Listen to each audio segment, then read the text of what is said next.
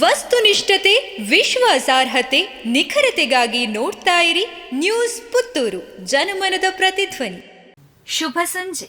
ನಾನು ಶ್ರೀಮ. ಇಂದಿನ ಮುಖ್ಯಾಂಶಗಳು.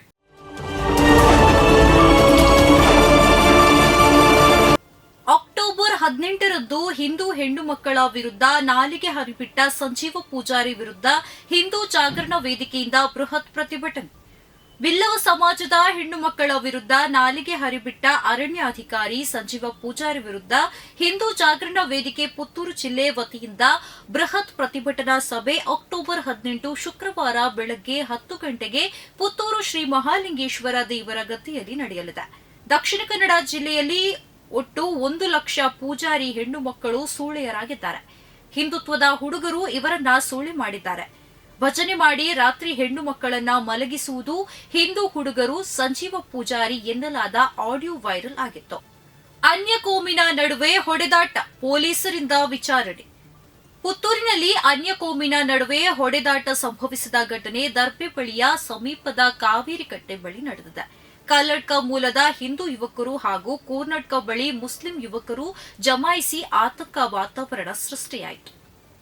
ಶಾಸಕ ಯತ್ನಾಳ್ ವಿರುದ್ಧ ಜಾಮೀನು ರಹಿತ ವಾರೆಂಟ್.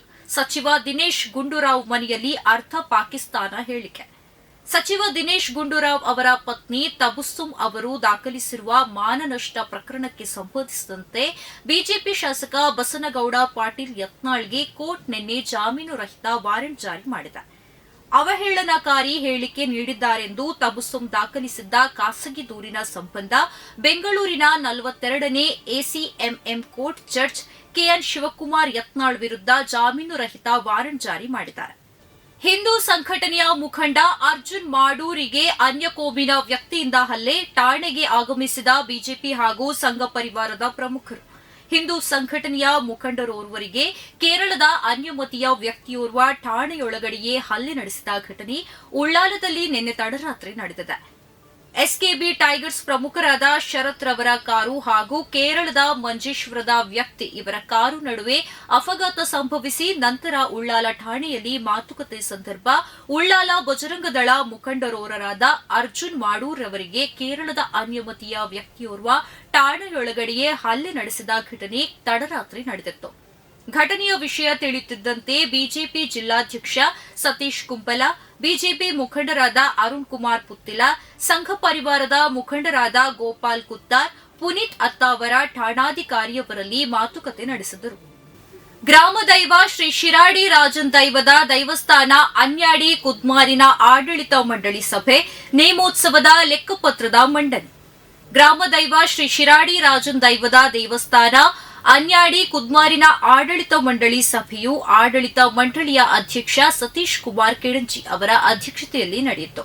ಸಭೆಯಲ್ಲಿ ಮಾರ್ಚ್ 9, 2024ರಂದು ನಡೆದ ನೇಮೋತ್ಸವದ ಖರ್ಚು ವೆಚ್ಚಗಳನ್ನು ಮಂಡನೆ ಮಾಡಲಾಯಿತು.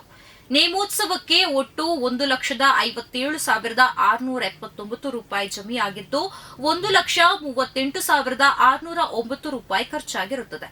19,070 ರೂಪಾಯಿ ಉಳಿಕೆಯಾಗಿರುತ್ತದೆ ಎಂದು ಸಭೆಯಲ್ಲಿ ತಿಳಿಸಲಾಯಿತು. ಪ್ರತಿದಿನದ ಸುದ್ದಿಗಳಿಗಾಗಿ ನೋಡ್ತಾ ಇರಿ ನ್ಯೂಸ್ ಪುತ್ತೂರು, ಜನಮನದ ಪ್ರತಿಧ್ವನಿ. ಧನ್ಯವಾದಗಳು. ವಸ್ತುನಿಷ್ಠತೆ, ವಿಶ್ವಾಸಾರ್ಹತೆ, ನಿಖರತೆಗಾಗಿ ನೋಡ್ತಾ ಇರಿ ನ್ಯೂಸ್ ಪುತ್ತೂರು, ಜನಮನದ ಪ್ರತಿಧ್ವನಿ.